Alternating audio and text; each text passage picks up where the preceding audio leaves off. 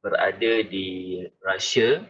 Saya punya HQ di Saint Petersburg, Russia, tetapi saya mengawal pelanggan-pelanggan kami yang berada di Southeast Asian, termasuk including Malaysia, Singapore, Brunei, Indonesia dan all the Southeast Asian country lah. So saya harap suara saya clear. So saya nak saya rasa saya tak ada banyak masa untuk untuk slide ni.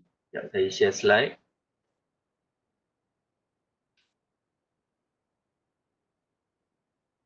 Okay, so nampak tak saya punya slide? Nampak Okay.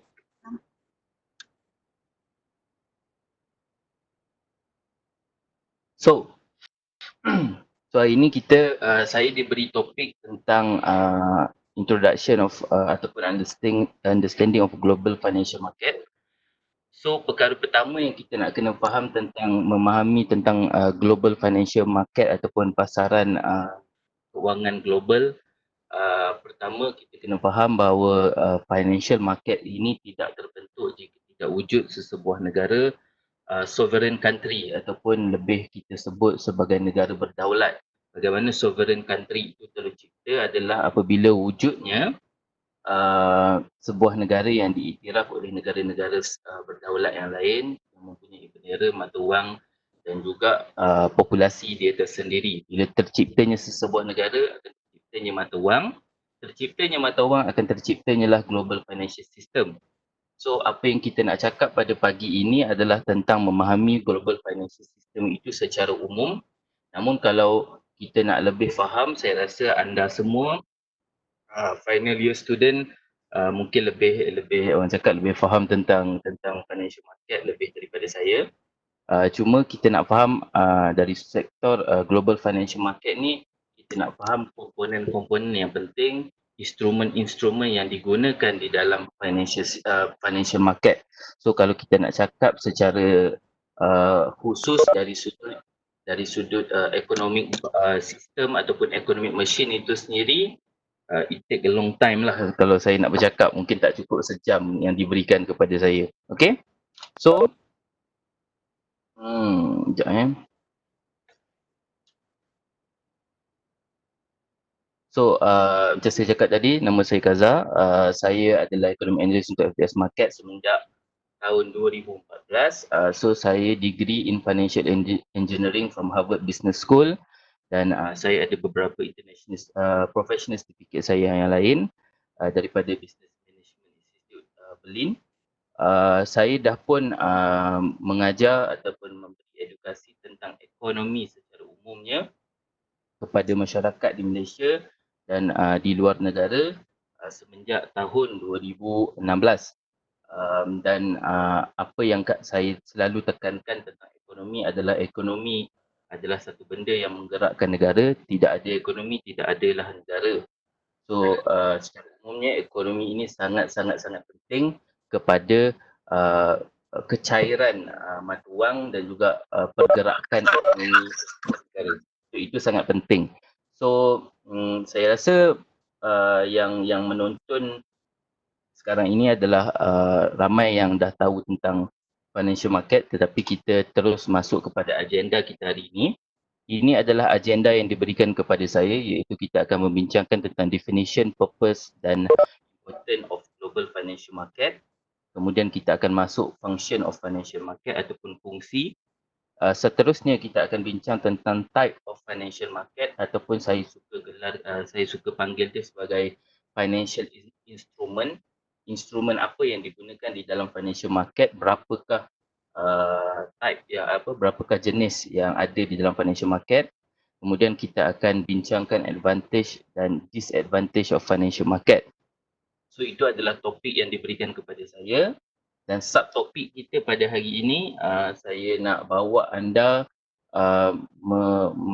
memasuki dunia yang kita sedang hadapi sekarang ini, iaitu tentang current situation of our economic industry dan juga recession fear among economists. Maksud recession ini adalah kemelesatan ekonomi yang dijangka berlaku pada tahun 2020. Uh, so itu adalah apa yang kita nak discuss pada hari ini. Saya harap saya sempat untuk cover semua point. So saya punya slide adalah dalam English, but saya akan explain dalam bahasa Melayu.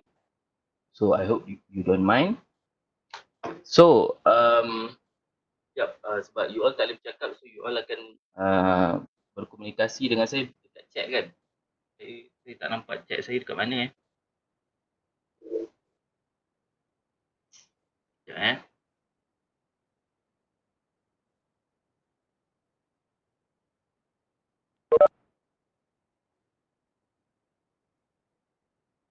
Okay. Okay, so sebab saya tak suka bercakap seorang-seorang, so kejap lagi saya suka tengok you all berinteraksi dengan saya. So now kita masuk ke dalam ke our first topic, iaitu introduction of financial market. Secara umumnya apa itu financial market. So saya jenis orang yang menulis.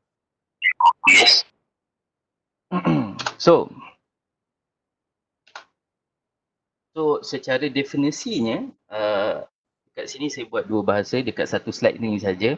So kalau ni, the global financial system is the worldwide framework of legal agreement, institution and both formal and informal economic actor that together facilitate international flows of financial capital for purpose of investment and trade financing.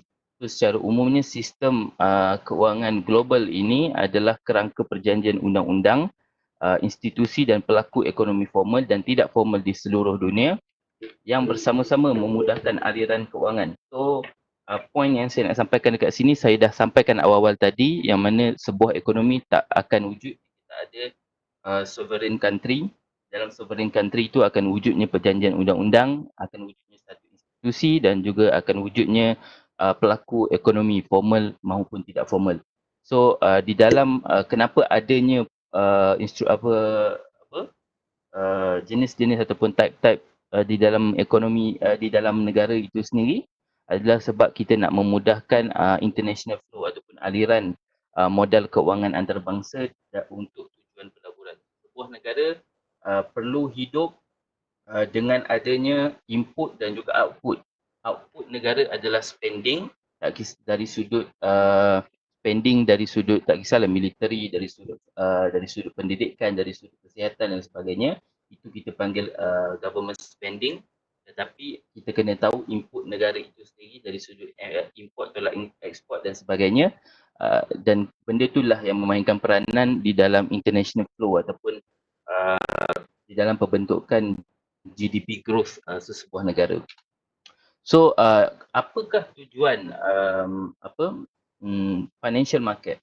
So kalau saya tulis kat slide ni, it enable people untuk who need things and have the mean to obtain them to meet people with things to sell. When you bring together supply and demand, each party is in a position to negotiate the best available price. So lebih mudah untuk saya explain adalah tujuan financial market adalah untuk senang kita nak faham financial market ini adalah perniagaan. Financial market ini adalah financial market ini melibatkan dua entiti penting di dalam sektor, iaitu sama ada buyer ataupun seller, supply ataupun demand, ataupun investor dan juga fund management company. So dua komponen ini penting dari setiap institusi. Contohnya buyer dan seller penting dari sudut perniagaan, iaitu kena ada usahawan dan juga kena ada pembeli. Dari sektor investment kena ada fund management company yang akan manage the fund dan juga kena ada pelabur untuk melabur dalam fund management company. So purpose financial market ini adalah untuk ada two-way communication between businesses and people yang ada duit, tak kisahlah investor, pembeli dan sebagainya. So dalam sebuah negara, konteks itu terbahagi kepada government dan juga rakyat lah. So rakyat akan membuat spending untuk membantu GDP growth negara dan bila GDP growth negara meningkat akan membantu kepada government spending kepada rakyat kembali. So benda tu berputar-putar seperti itu. Itu adalah tujuan asal financial market. Tidak ada yang lain selain daripada itu. So financial market ini sangat penting untuk kelancaran ekonomi. Kerana kalau tak ada financial market ataupun financial system ini, kelancaran ekonomi itu akan jadi pucat kaca dan sebagainya. So benda ni jangan, orang cakap jangan dibuat main-main lah. Sebab benda ni adalah benda yang sangat penting untuk negara. So, kita terus masuk ke dalam, sebelum tu boleh faham tak apa yang saya explain dari sudut definition dan juga purpose of financial market? Kalau faham, boleh komen. Sebab saya terpaksa cakap laju sebab banyak point saya nak kena cover. So dekat function of financial market ni saja kita ada 7 point dan mungkin saya tak akan cover semua sebab tak sempat nanti. Okay, semua faham. Okay, thank you. So, now kita masuk tentang function of financial market ataupun fungsi pasaran kewangan.